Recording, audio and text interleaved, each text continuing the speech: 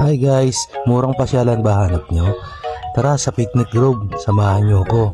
Lahat ng babayarin at lahat ng mga pwedeng pasyalan ay ipapakita ko sa inyo ngayong araw na to. So pagpasok mo pala, ito kaagad ang bubungad sa iyo, mga tindahan ng souvenirs, kung ano-ano. And ito ang ticket ko pala na binayaran.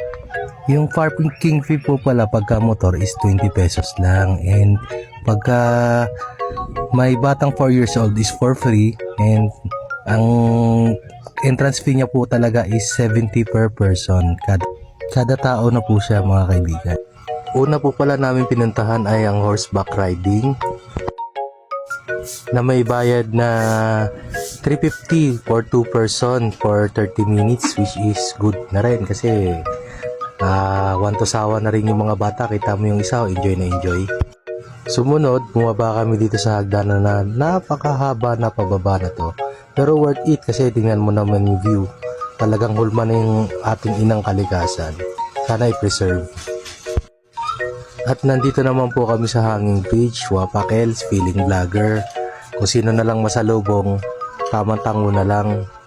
Wala pilingero daddy niya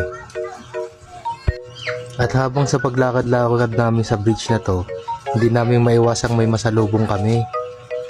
Ang nasalubong namin ay, ayun, isang aso. Galing daw siyang Lucena, namasyal daw sila kasama ang pamilya niya. At ito nga po pala ang 360 view ng ating deck. Umakyat kami sa Taal Deck. Sana na-enjoy nyo naman tong video na ginawa namin. And salamat po sa mga sumuporta.